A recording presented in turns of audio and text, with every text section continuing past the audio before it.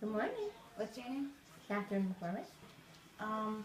What is your current title position? I am a senior adult and adolescent counselor at Aspire Health Partners, founding members, Center for Drug-Free Living. Okay. How long have you been in the position? I actually just graduated with my master's degree in May, and I did my internship there.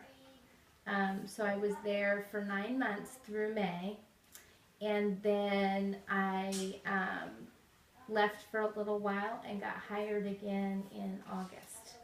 So I got hired as that full-time position in August. That's cool. So it's been about 3 months. So you got it through your internship? I did. And you left and then got it again? So basically what happened was you go for your internship. You have 2 internships. You'll have one in undergraduate at your bachelor's level, which is a case management internship. And then you'll have another one if you choose to go for your master's degree that's a clinical internship where you do counseling. And so that internship lasts for 9 months. Well, at the end of that 9-month period, my position as an intern is a volunteer. You don't get any pay for that position. And so they didn't have a paid position available for me at the time. When I left, there was another person who was quitting, and my clinical manager ended up going on maternity leave and not coming back. So there was 2 positions open, but what they actually chose to do was they chose to combine those 2 positions into one position, which is the position that I'm currently in. So I run the DUI program and I run the adolescent program. And because of that, that took a while for them to be able to combine those and hire for them. So it took about 3 months. So what do you regularly do in a day? So I come in, I either have a group, so I run groups there. I run adolescent groups for juvenile drug court or adolescent groups for the outpatient program. And then I run 3 DUI groups a week. So I may run a DUI group. And then I do evaluations. So people who come in and I'm the first person that they see. I take a full psychosocial history on them, everything, that's happened in their life, how their family is. We're in substance use treatment, so I'm going to do a full background on what substances they've used, for how long, and then based on what they tell me and based on other referral documents, I'm going to diagnose them with whatever diagnosis that they meet requirements for or symptoms for, and provide a recommendation for what treatment I think that they should get and place them into a program. Then I also do individual counseling for the clients that I see that are in my caseload. Is it like a lot of paperwork? Oh my God. That's a lot of what you do as a social worker will be paperwork. Depending. In the interim of the time that I worked with the Center for Drug-Free Living, or Aspire Health Partners, I worked for a prison, and their caseloads were really small and their paperwork was very minimal because they didn't have the funding requirements.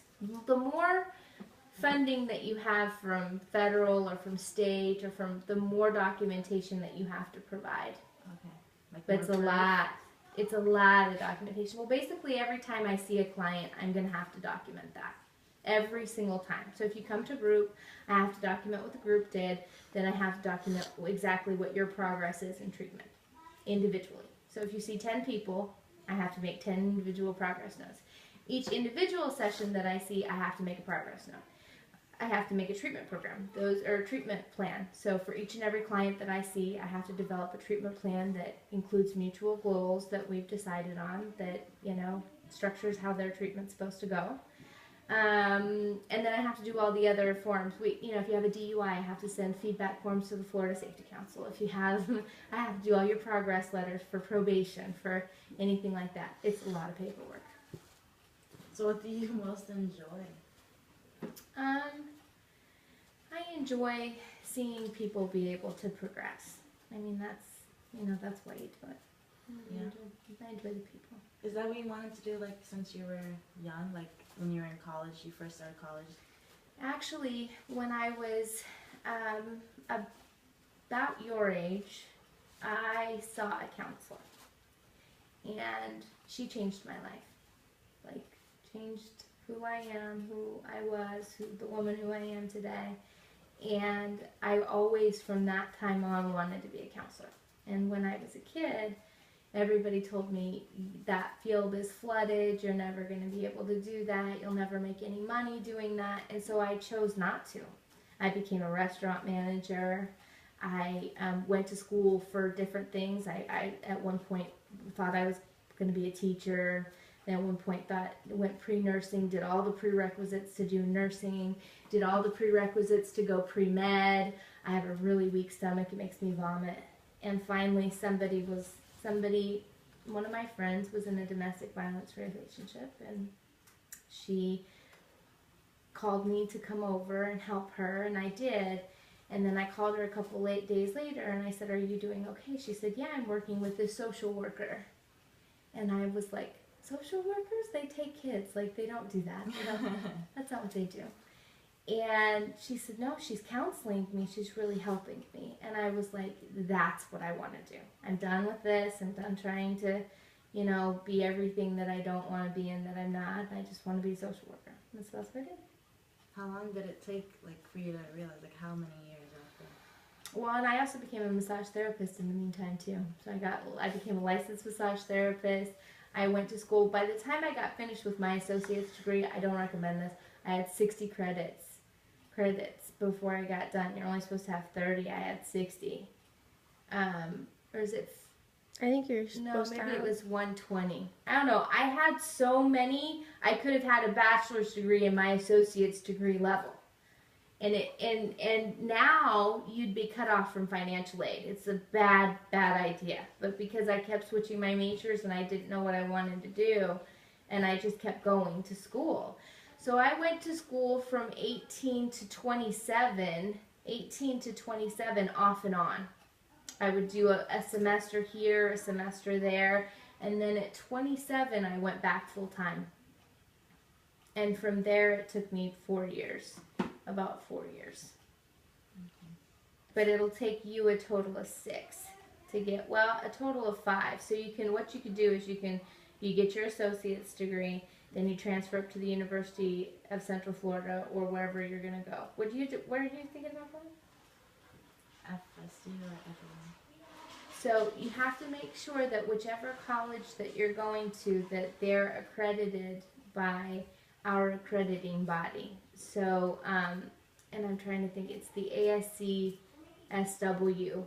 It's our accrediting body, because if your college is not accredited or they're pending accreditation and they're not fully accredited, your social work degree won't actually count. Why? Because the program has to be accredited by the accrediting body. FSU has a great social work program, and they're fully accredited. So what you do is you go get your associates, then you'll get your bachelor's degree in social work. And when you get your bachelor's degree in social work, you can be advanced standing, and it only takes 1 more year to get your master's degree. And FSU has actually an online program to get your master's degree, so you'd probably be able to work while doing that if you wanted to. I want to also do double major in criminal justice, to do like a forensic social worker. Well, and FSU has a dual program that actually has a Juris Doctorate degree. So you could come out being a lawyer and a social worker, which would actually be the ultimate. They have a dual degree. They have that program at FSU. I mean, if you want that, that's the way to go. Yeah. Because you could totally Really know awesome. about that. Mm-hmm. So it's like the least thing you like about your job? Paperwork. So that's like really bad. The paperwork's rough. But, you know, the bottom line is that, you know, if it didn't get written down, it didn't happen. And so it has to be written down. So are you It's like, very important. would you like be like the say in what happens to someone's life? Like, do you determine where they go? As a social worker, you're going to have a lot of difficult decisions. In my line of social work, I'm, you know, in substance use. Yeah, I mean, my clients go to juvenile, you know, go to JDC, the Juvenile Detention Center, based on, you know, what I report and based on those things. So yes, they can. And you do have that, you know, probation, you know, but the bottom line is that your client is always going to be determinant in what road that they go. You know, they have things and obligations that they have to meet based on, you know, problems that they've had in their life, and they're the masters of their own lives. But it's hard because it feels that way. Was there any like times you just like didn't think you could do it, or like you just wanted to break down or something because of like the job? Yeah, I think the earlier you are, I mean, for sure, when I first started doing my internship, there was a couple of, you know, my first internship was the public defender's office, and, you know, people I would talk to that I'd be evaluating and stuff would tell me their stories, and I mean, I'd go in my car and just bawl for hours. And just be like, I don't know that I can do this. But then you get going, and, you know, one of my supervisors, you also have the benefit of having in the social work field, you'll have people who are mentoring you while all of this is going down. So you'll have people that you can talk to about what's going on and about how you're feeling and about, oh my God, I don't think I can do this. Am I even doing a good job? Like, am I even helping anybody? Is anybody even listening to me? You know, like, am I listening correctly? You know, all those, you'll have a mentor that will be helping you through that. And I currently am even under supervision for my licensure. So, but even now, you know, I'm still pretty green. And so there's times when I'm like, oh my God, I don't know what I'm doing here. I don't know if I'm really making a difference. I swear to God, you know, I think, you know, if I hear anybody else tell me their horrible story, I think I might, you know, internalize all of this, and it's made me cry. And then my supervisor told me that he worked for the Department of Children and Families, and he couldn't even have lunch in his office. He had to leave because he was so, like, upset and constantly feeling like that he just had to leave the office. He had to go somewhere else. And he said over time, you know, he started to feel like, well, this isn't my journey. This is their journey. I'm blessed to be able to walk this part of their journey with them. So do you think that like outweighs the good? Like the stress and everything that you go through? I don't think that anything would outweigh the benefit of helping somebody else. That's cool. I'm confused, huh? All right. I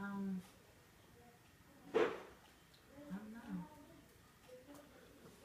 It's you know, and I work in a population with people who have substance use problems, and substance use is just an animal.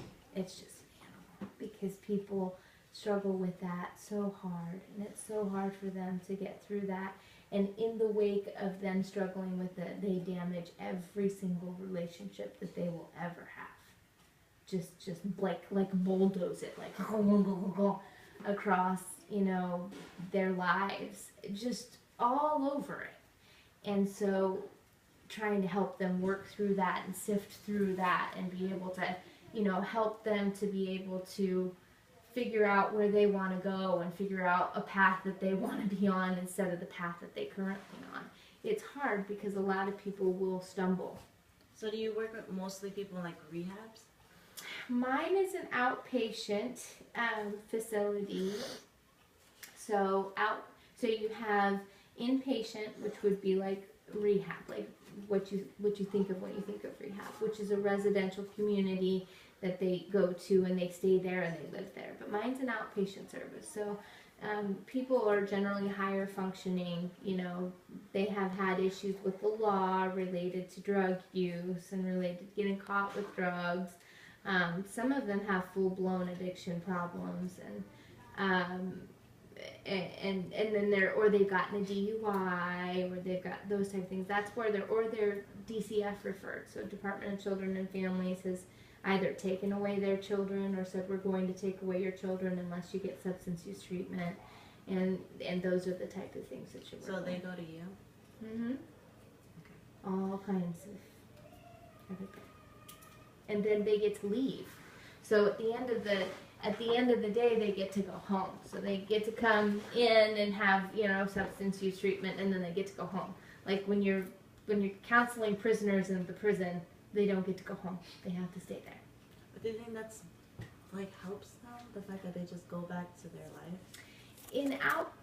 So you have tiers of people who are having problems, okay? So, and you have to meet criteria in order to be mandated to go into a higher level of treatment. You want to give people the least restrictive treatment that they could possibly have to get better. So you're going to try outpatient first because it's the least restrictive treatment. So that means that they're going to come in, they're going to take educational classes, or they're going to get counseling, they're going to get intensive counseling sometimes. We also do intensive outpatient counseling, whereas when somebody's gone in and they've been Marchman acted, which means one of their family members or a close friend or something has come in and said, this person is so destructive to their lives because they've been on drugs that we're going to mandate them by the court to go to treatment. And those people have to come to all of our groups. They have I think it's 16 hours a week. They have to come, they've got to go to AA meetings, they've got to come to individual counseling. So they're almost in a residential program. They're constantly there, having to come there. And then other people are coming for in the middle, they're coming twice a week or once a week, to come to treatment to work it out. And we're testing them constantly. So that's the other component of it. You're doing urine tests on people and testing them to see if they're currently using.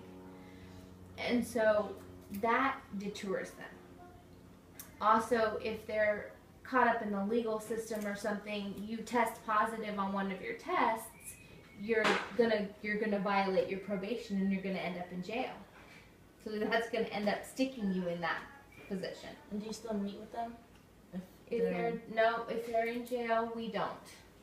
They're gonna have a different set of services at that point. So then, say a person comes in and says, well, we've tried outpatient, but they continue to test positive, they can't stop, they're having an inability to stop, then we recommend that they go to residential. But a lot of people can stop, by being monitored that way and by coming for counseling. I say some people. So it's social work, how everyone always describes social work as the worst major, the worst thing to go into. I've never heard that. Every time I say I want to be a social worker, they're like, oh, are you sure you want to major in that? There's not like you said, there's not a lot of jobs, and they don't make there's their money. A lot of jobs in social work, and it's a misnomer that a social worker's never going to make any money. That's not true. So and I think too, the general perception of society is that social workers take kids. Yeah. So that's what you do. You're going to be working for the Department of Children and Families. You're going to be working with children. You're going to be taking them out of the home. That's what they see social workers as doing. Mm-hmm. Not and investigators. They see social workers as child welfare investigators. And that's really not predominantly what we do at all. In fact, there's social workers in every facet that you could possibly think of. There's a social worker in the hospital. There's a social worker in hospice. There's social workers at the VA. There's social workers in substance use. There's social workers in marriage and family counseling. There's social workers at Department of Children and Family. They're everywhere. And because you have the title social worker, it makes you completely diversified. You could change. You'd say, I don't think I want to do it. The social workers in the public defender's office, social workers in the state's attorney's office, social workers in victim advocacy, social workers in legislation that are fighting for legislation up in Tallahassee. They're social work. They're everywhere. And if you pigeonhole yourself into something, like a lifestyle, I personally wouldn't have wanted to do a mental health counseling degree, because you pigeonhole yourself into working in mental health counseling or working in marriage and family counseling. With a social work degree, you can diversify. And like, say for example, the VA, they really have never hired anybody but a social worker until recently. They only hire social workers. Oh. So, and social workers in the VA make a lot of money. So like social workers, like just because you're a social worker, you can do a whole bunch of more stuff. You can diversify. You can go and do other things. The other thing that you can do too is you can become a clinical manager. So you can go in and be a clinical manager and oversee a social work department or a mental health department. You can work on policies, work on, advocacy, all that kind of stuff. And you should look at what a social worker in the VA makes. Because, you can make money. You can. And it's a mistake that people make. And we should make money. Because we're worth it. Because I always knew I wanted to be a social worker, but then like everyone's always saying this stuff, so I'm like changing my mind. Well, and my recommendation to you is based on my experience. If I had anything to give to you, it would be to say they did that to me too. And had they left me alone, and they left me alone to make my own decisions, by now I would be a doctorate in psychology. I would already have my doctorate. I would be probably running my own practice. I would be hands above and beyond where I am now, instead of a social worker who's starting at ground level at 35. Okay? If it's your passion and it's what you want to do, there may be more to life to you than what they're offering. And you're going to get these opportunities to do internships.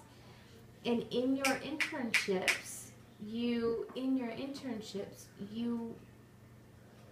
have the opportunity to make sorry, the dog. There's a candy or something on the floor by your feet. Tell him to come to you. Come, Porthos, come. Lay down. Stop doing a close-up. My arms are like killing me. Hey, So, at those internships, you're going to have the opportunity to make contacts and be the best worker that you can possibly be. Soak it in, treat it just like a job, treat it like, and you will get a job, and you will be fine. You will be fine. When you're doing an internship, you're still doing school, right? So the first internship that you do in undergraduate, you don't. You have one class, it's called a seminar class, where you go and you take one class while you're doing your internship. Your master's degree is accelerated if you do, it's an accelerated program. And so you have to do full course load while you're doing a 25-hour-a-week internship. It's brutal. Possible. And I did it with kids and the whole 9 yards. So it's totally possible. And I had a job. What? I worked as a licensed massage therapist while I was going through school. So I had a job, and I did the internship, and I did the coursework. So it's possible. And I had kids, and you'll be fine. That seems crazy. Yeah, you just buckle down and you just bulldoze through it. By the time you get there, you're so used to being just like go, go, go that it doesn't even faze you. And you'll just stick your nose in and just, I'm serious, like a bull, just and just run through it. Okay. Because it may be difficult, but it's well worth it. Okay. Thank you. You're welcome.